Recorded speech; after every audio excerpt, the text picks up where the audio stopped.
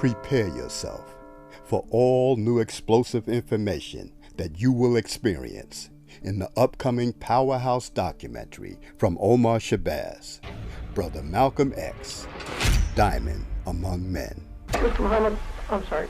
Would you say flatly that no black Muslims were involved in the shooting of Malcolm X?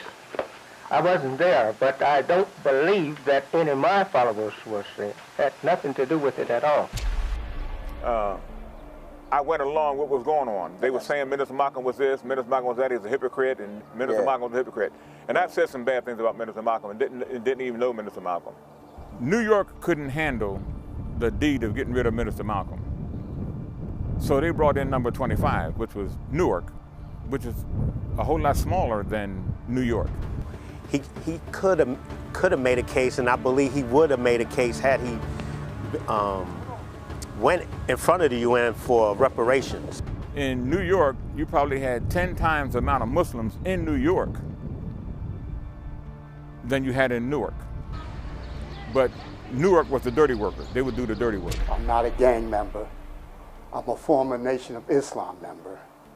And I'd like to say a few things on Malcolm X's behalf, who's no longer with us and can't speak for himself. I joined the Nation of Islam in New York City, Temple number 7. These guys was high profile. Okay. And if they had attempted to go into the Audubon ballroom to get Malcolm, that they would have been spotted from the door. Right away, right. Who was with Wallace, not willingly, he went kicking and screaming, but then he said, you know, I'm not with this no more, and he said he's gonna build the old Nation of Islam back, right?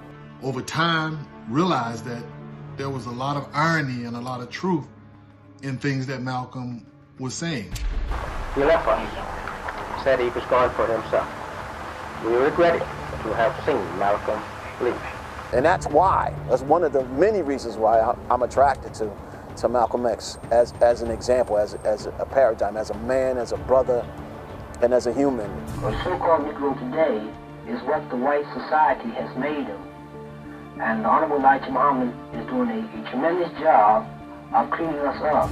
This right here, this connection would have brought, I think, our people more together, especially religiously, you know, and culturally.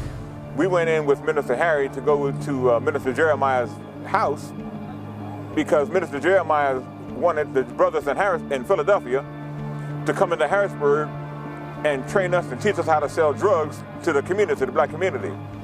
Minister Harry wasn't going for that. Minister Harry was a very brilliant young man, a hard teaching brother. He was fair, stern, but fair. Malcolm caused me to push myself further to the ultimate, to excellence. I remember I drove at breakneck speed to get over there, running red lights, and I got there, parked and rushed up to the hotel room. They called him a hypocrite. You're right. They called him a Benedict Arnold. They called him a turncoat. Right. Heck, I heard them call him a coward. Some Minister Jeremiah said he was soft as cornflakes and milk. Wow. But they never called him a liar. They never acknowledge the fact, or they'll say Malcolm talked bad, he was talking greasy about the Honorable Elijah Muhammad. He never threatened, from everything that I've seen and heard, he never threatened. Not only did he not threaten the Honorable Elijah Muhammad, he didn't threaten anybody. It was anger management. That's what the Nation of Islam taught. They taught anger management. You don't win wars with scowls on your faces. A lot of the leaders have let us down in the past, you know? Like, for instance, I love Dr. King, but integration has been our detriment.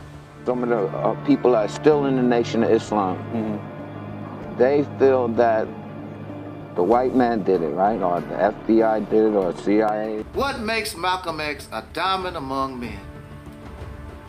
I've never seen or heard of anyone or know of anyone that has had so much impact on us as soul brothers and sisters in this country. In my eyes, he's so sincere and real. That's what I love about Malcolm X. That's always bothered me, the fact that he didn't get credit for trying to trying to reconcile. And he almost in every, especially early on, almost in every public utterance, you know, it was obvious that he didn't want any problem. No. He didn't want any problem. He said, I believe he said, had they left me alone, I never would have said anything. America for us right now is the rough. And he was a diamond. He came out of the rough. So yes, he's definitely a diamond among men. Find out who secretly financed the Nation of Islam. Find out what role Nation of Islam member Sterling X played. Find out how the Nation of Islam cooperated with the white power structure. Find out who the murderers of Minister Harry X were. Find out why Elijah Muhammad's many predictions about a mothership destroying evil white America never took place. Find out why Malcolm's security men protected Mr. Untouchable, Nicky Barnes, the drug lord of Harlem.